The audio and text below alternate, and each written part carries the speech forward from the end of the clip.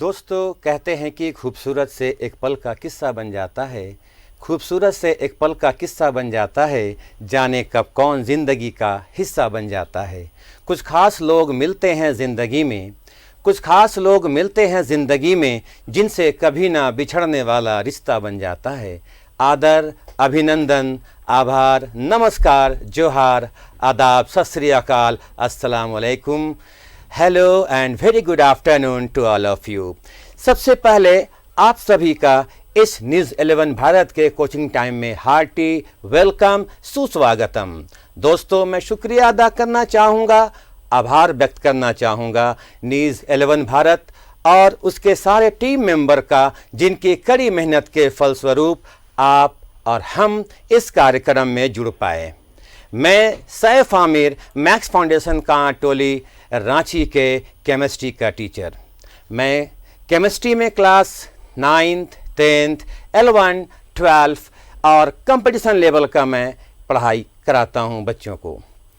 आज मैं आपसे बात करूंगा कि एक चैप्टर जिसका नाम सॉल्यूशन है। ये बड़ा अहम सा चैप्टर है। हम कोशिश करेंगे इस चैप्टर को इस हिसाब से बताया जाए ताकि आप सभी को मालूम चल जाए कि सॉल्यूशन होता क्या है। माय डियर व्यूअर्स, जो भी लोग देख रहे हैं या जो नहीं देख रहे हैं, मैं उनसे गुजारिश करूंगा कि आप न्यूज़ 11 भारत में कोचिंग टाइम में कोशिश करेंगे कि जो आपका टाइम है उस टाइम पे आकर आप देखा करें। आइए आज हम बात करते हैं सॉल्यूशन चैप्टर के बारे में। सॉल्यूशन चैप्टर शुरू करने से पहले मैं आपको एक बात बताना चाहता हूं कि जो भी चीज़ें आपको अगर जानना हो इस चैप्टर के इस टॉपिक के बारे में, आप अपने स्क्रीन पे देखेंगे एक फ़ोन नंबर फ्लैश कर रहा है जहां से आप अपने सवाल हमसे पूछ सकते हैं। आइए आज हम बात करते हैं कि सॉल्यूशन होता क्या एक्चुअली में और कहते किसको हैं। सबसे पहले बताएंगे आपको हम कि सॉल्यूशन एक्चुअली में है क्या और इसका डेफिनेशन क्या है। सॉल्यूशन कहते किसको हैं, तो बताता है कि यह एक होमोजेनस मिक्सचर है। It is the homogeneous mixture of solute and solvent.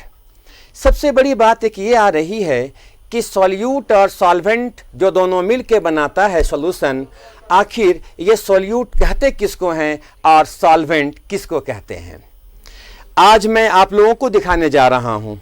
ये देखिए हमारे पास एक ग्लास ऑफ वाटर है। मैंने यहाँ पानी ले रखा है।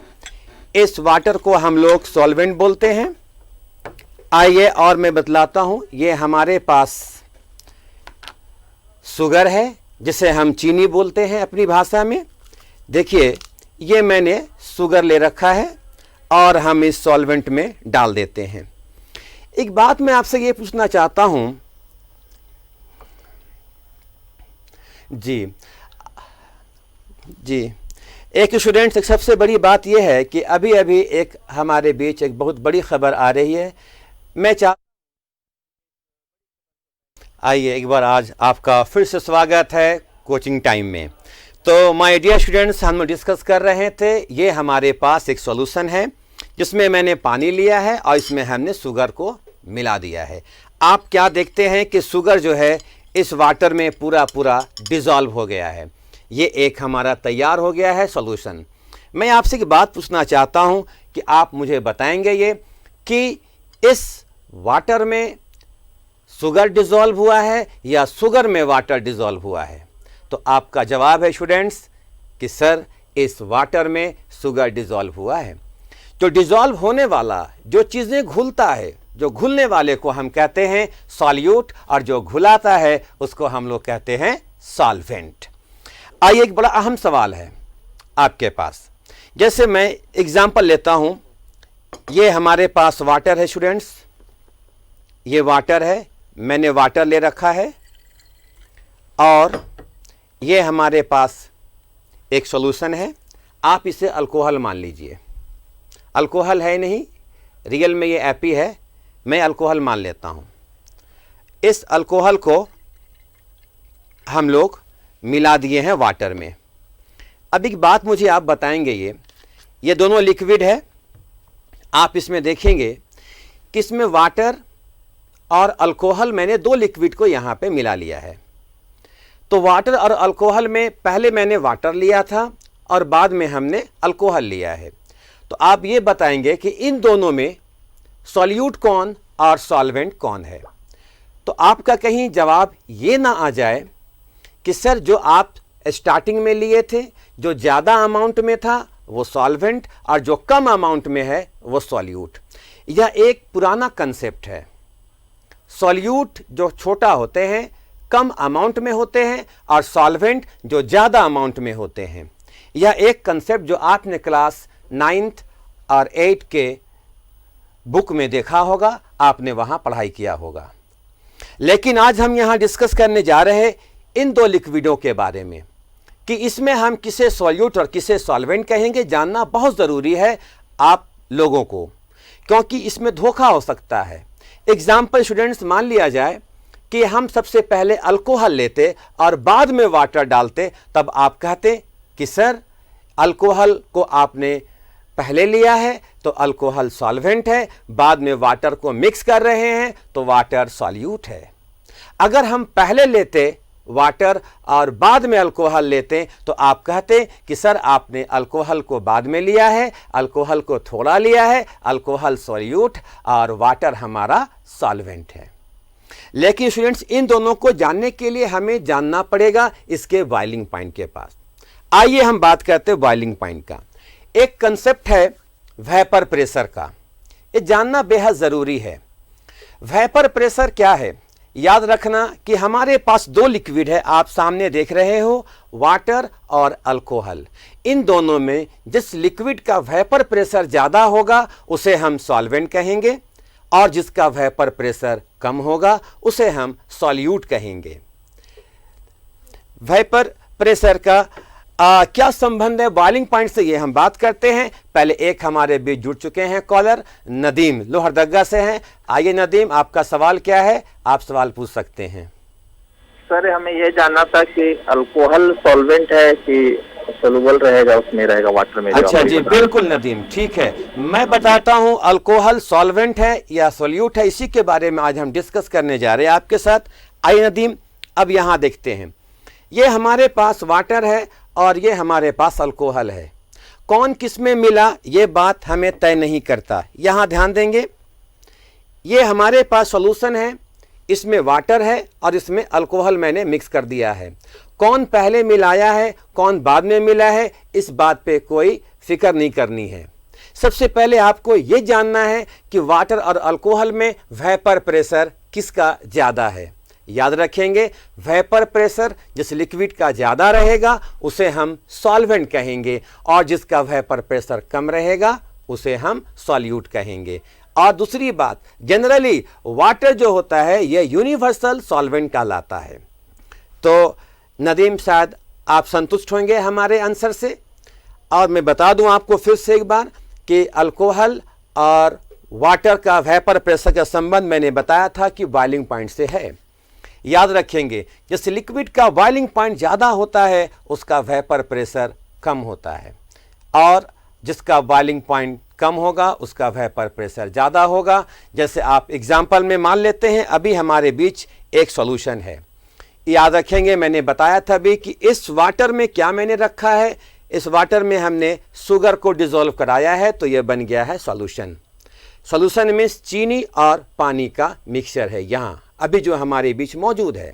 अगर हम इसको बॉयल करेंगे, और एक हमारे पास ये वाटर है, वाटर की बॉइलिंग पॉइंट आप हम सब पढ़ते आए हैं और जानते भी हैं कि 100 डिग्री सेल्सियस होता है। ये वाटर उबलना शुरू करेगा, वाटर बॉयल होगा 100 डिग्री सेल्सियस में। लेकिन अगर इसमें हम कोई चीज़ सोल्यूट को मिक्स कर देंगे, ये बन जाएगा सॉल्यूशन, तो इसकी बॉइलिंग पॉइंट जो है वो 100 डिग्री से बढ़ जाएगा। जब इसका बॉइलिंग पॉइंट 100 डिग्री से बढ़ जाएगा, चलो फर्ज करो कि 110 डिग्री है, जब 110 डिग्री इसके बॉइलिंग पॉइंट होंगे, इसका मतलब क्या होता है कि वेपर प्रेशर 110 डिग्री में और इस वाटर का 100 डिग्री में। तो वेपर प्रेशर पहले हमें किसका दिखाई दिया? वाटर का, क्योंकि उसका टेम्परेचर कम था। आइए स्टूडेंट्स, अब हम बात करते हैं, जो मैंने पहले कहा था कि सॉल्यूशन क्या है, तो it is the homogeneous mixture of solute and solvent, उसको सॉल्यूशन कहेंगे। या सॉल्यूशन होता है कि it is the homogeneous mixture of 2 और मोर कंपोनेंट्स। 2 और मोर कंपोनेंट्स यहाँ कहने का मतलब क्या है, इसके बारे में हम अभी चर्चा करेंगे आपके साथ। अब आप यहाँ देख सकते हैं, मैंने एक स्क्रीन में, आप अगर चाहेंगे तो आप देख सकते हैं। आइए आगे बात करते हैं सॉल्यूशन के बारे में। सॉल्यूशन स्टूडेंट्स, यस, मैं यहाँ दिखाना चाहूँगा आपको। जैसे अभी आपने देखा होगा हमारे स्क्रीन में कि मैंने ग्लास में एक शुगर मिक्स किया था। इसके बाद आगे हम देखते हैं कि जैसे मैंने अल्कोहल को इस वाटर में मिक्स किया था। अब आइए हम बातचीत करते हैं टाइप्स ऑफ सॉल्यूशन के बारे में, क्या होते हैं। माय डियर स्टूडेंट, सॉल्यूशन को 3 कैटेगरी में हमने डिवाइड किया है। सबसे पहला है on the basis of components, और दूसरा है on the basis of concentration, और तीसरा है on the basis of physical state of solute and solvent. यहाँ एक बड़ा अहम सवाल है कि सर फिजिकल स्टेट समझ में नहीं आ रहा। फिजिकल स्टेट का मतलब होता है कि मैटर की अवस्था, जनरली आपने 9th 10th 8th क्लास में पढ़ा होगा या आपने बचपन में भी सीखा होगा कि मैटर जो पदार्थ होते हैं जनरली सॉलिड, लिक्विड और गैस होते हैं। इसके अलावा भी अगर आप चौथे स्टेट्स की बात करेंगे तो उसका नाम प्लाज्मा है, और 5वें स्टेट की बात करेंगे तो सुपर कूल्ड सॉलिड होते हैं। अलग अलग तरह के स्टेट्स होते हैं। अभी और भी स्टेट अभी डिफाइन होना बाकी है, और मैं एक आप लोगों को बतला दूं ज्ञान बढ़ाने के लिए कि प्लाज्मा जो होता है करीबन हमारे एटमॉस्फेयर में, अगर आप बात करें इस यूनिवर्स की बात करेंगे तो 99% स्टेट होता है प्लाज्मा का, और सॉलिड लिक्विड गैस जो होता है 1% के अंदर में आते हैं। Plasma is the 4th states of matter found in stars. वो तारों में, सन में पाए जाते हैं at very high temperature, extremely high temperature, approx 10⁻⁶ kelvin पे। आइए तो अब हम डिस्कस करते हैं कि पहला जो मैंने बताया था आपको सॉल्यूशन का टाइप्स में कि on the basis of components क्या होते हैं। देखिए, कंपोनेंट्स के आधार पे मैंने 4 कैटेगरी में इसको डिवाइड किया है। सबसे पहला है बाइनरी सॉल्यूशन, दूसरा होता है टर्नरी सॉल्यूशन, और तीसरा है टेट्रानरी सॉल्यूशन, और एक और मैंने डिस्कस किया है पॉलिनरी सॉल्यूशन के बारे में। आइए स्टूडेंट्स, बाइनरी किसको कहते हैं इस पे जानना बेहद ज़रूरी है। जैसे अभी आपने देखा था कि हमारे बीच ये वाटर है, और मैंने एक बात आपको कह रखा है कि water is the universal solvent. आप इस बात को हमेशा के लिए याद रखेंगे, इसको भूलेंगे नहीं। आइए बताते हैं आपको कि याद होगा कि मैंने इस वाटर सॉल्वेंट में हमने थोड़ा सा शुगर मिक्स किया था। तो बताइए कि शुगर और वाटर इस सॉल्यूशन में कितने कंपोनेंट हो गए? 2। इस 2 कंपोनेंट का मतलब है कि यह सॉल्यूशन हमारा बाइनरी कहलाएगा। बाइनरी का मतलब होता है कि a solution contains 2 components only, 1 solvent and 1 solute, जो कि आपको मैंने अभी दिखलाया है। दूसरा होता है टर्नरी सॉल्यूशन। टर्नरी का मतलब होता है कि a solution contains 3 components only। 3 components means एक हमारा सॉल्वेंट हो जाएगा, आपने देखा है, दूसरा हमने उसमें शुगर डाल दिया था, 2 हो गए, और तीसरा हमारे पास ये देखिए स्टूडेंट्स, हमने यहाँ पे सॉल्ट यानी नमक लेकर आए हैं। अब हम यहाँ थोड़ा सा नमक इसमें मिक्स कर देंगे। अब आप क्या देख रहे हैं कि इसमें वाटर है, शुगर है और नमक है, ये पूरा का पूरा डिसॉल्व हो गया। इस सॉल्यूशन में कंपोनेंट कितने हो गए? 3 हो गए। तो ये कहलाएगा टर्नरी सॉल्यूशन कहलाएगा। स्टूडेंट्स, अब इसके बाद तीसरी बात है टेट्रानरी सॉल्यूशन का। टेट्रानरी बोलते किसको हैं? टेट्रा का मतलब होता है 4। आ सॉल्यूशन कंटेन्स 4 कंपोनेंट्स ओनली। जो सॉल्यूशन हमें 4 कंपोनेंट देंगे उसे हम टेट्रानरी सॉल्यूशन कहेंगे।